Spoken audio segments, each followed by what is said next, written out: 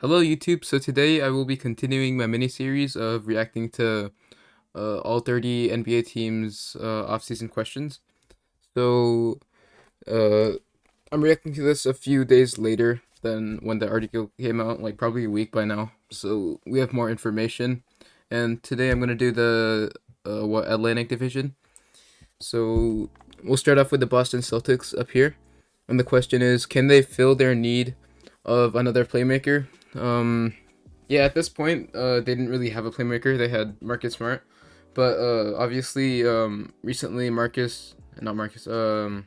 Brogdon got traded for Aaron Nesmith, Daniel Tice, and I think like a first round pick, and that's great for them.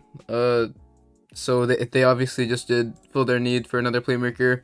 I've heard of theories of Mike Conley or like some other playmakers like that, but I think Brogdon would have been the best pick for them. The Bucks had a good player, Brogdon. He was a pretty good piece to some of their early playoff runs. So yeah, they filled their need for another playmaker. And to continue with this question, is that really all they need? Um, Now they lost their backup center, I believe. Actually, wait, I'm not sure how their lineup is working because, yeah. So they lost their backup center. Al Horford is probably not going to be a center. He's a power forward. So with Robert Williams having so much injury history, are they gonna really? They're probably gonna need a reliable backup center. More, Robert Williams is a great player, but he gets injured way too often, as we saw in the playoffs. All right, so not much to this team because I'm recording it a little too late, but that's okay. And our second team, right here next to it, Brooklyn Nets. Will the trio of Kyrie Irving, Kevin Durant, and Ben Simmons ever materialize on the court? So, again, no. This question is simply no because Kevin Durant. After this article, Kevin Durant requested a trade, and yeah, he's gonna get traded, and people are theorizing of him going to the Heat or uh the Suns, or but like those places are very unrealistic, honestly. Um, like, do they really have enough assets to get Kevin Durant? The Heat, they can't do it with Bam. I'm pretty sure there's some like rookie contract, one designated rookie contract on the team, and the Nets can't have two with Bam. Uh, but the Suns may be a possibility, but like we could already see like Rudy Gobert and Dejounte Murray got traded, and they're getting what, like 1 to 2 role players and what, like four to five first round picks, which is honestly crazy, and like Uh, uh, three of them are unprotected. So if it's KD for like a player at such a high level, then the Nets should be expecting like, I think they were expecting two All Star caliber players or already All Stars, and probably another five first round picks, bruh, and draft capital. So yeah, if they're gonna get these type of packages, they're gonna need like 8 first round picks. It's gonna be honestly crazy. So there aren't many options for where Kevin Durant is gonna be traded, and so I guess that's gonna come down to a duo of Kyrie and Ben Simmons, but it might just be Ben Simmons, as Kyrie is also speculating on a trade. After KD leaves, obviously might Kyrie might also leave. He's a very unpredictable player, and he's probably not gonna stay. I doubt it.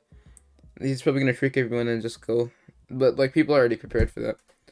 And also, there's also a chance of Kevin Durant just staying on the team if they can't find a proper trade. I think Kevin Durant will like. I don't think he'll.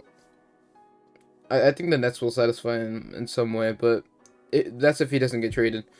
I'm sure he will get traded. Because there's no team that doesn't want Kevin Durant. The Nets might have to take some less value, but yeah. What's our next team? So the trio, to answer the question, nope. They're never gonna materialize. And really, I hope that's the end of super teams entirely. Super teams are honestly just messed up. They don't work clearly, and it, you need some homegrown players like what the Warriors did, and then add like a KD. But you can't just like take KD, Harden, Durant, like the biggest players, and just mix them together and expect it to work. Like that shit didn't work at all. At all. Like it's all over now. The Nets are in a shitty scenario, and I doubt they're gonna win the championship anytime soon. All right, so our next team, I'm gonna have to scroll a lot, I think. Ooh. Oh, the Knicks. Here we go. Did the draft day maneuvering guarantee the Knicks will find their star? Oh man, I'm actually kind of sad this is outdated. It's okay. I'm sure there are still some more that are that I could still answer properly. It kind of did. It kind of did, but was it worth it? I'm not sure. So obviously they got Jalen Brunson for what, $110 million or $100 million? I forgot. But they gave up a lot to like pile up to pile up salary for him. And yeah, I don't know. I don't know if it's gonna work out for the Knicks. I don't think they're gonna. I don't think they're gonna make it far in the playoffs. They don't. I don't think Jalen Brunson is a. He's gonna need like a very good big man. Not a ball handler, not a primary ball handler. He is gonna be the primary ball handler, but he's gonna need some sort of star, like I don't know, Cat, or like maybe even not someone that big. Just someone that could pair alongside him well. Like, I don't know, like a Chet Holmgren or someone. But I don't think a team led by Jalen Brunson will take them far. I don't even know if it'll bring them to the playoffs. Yeah. But there's still a chance where Jalen Brunson leads a team with RJ Barrett playing very well and an all NBA Julius Randle. If Julius Randle gets to that point, then honestly, maybe he was the piece. Maybe he was the cat that I was talking about. That's actually a big possibility that could happen. And they still have an RJ Barrett along of Mitchell Robinson. He just got signed. Honestly, that's probably it. Unless you like Emmanuel quickly. Okay. Philadelphia 76ers. Can the Sixers provide Joel Embiid with more talent? So far, yeah, there's nothing new that happened. Over here, it's mentioning DeAnthony Melton, and I believe that's the only thing they've done. Like, literally the only thing they've done this offseason.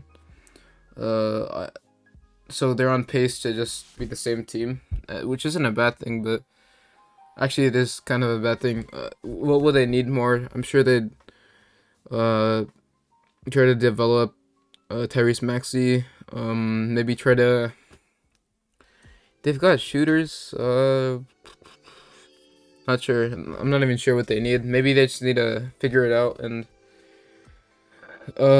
get the coaching together to lead the team further in the playoffs, because he's got talent, but they're all old. James Harden, Danny Green, Tobias Harris, they're all like in their 30s now. Like they've got to start winning now. They have probably like a 3-year stretch to like actually compete. Like after that, everyone's gonna get old, and it's just gonna be like maybe Joel. Joel's still, what is year now?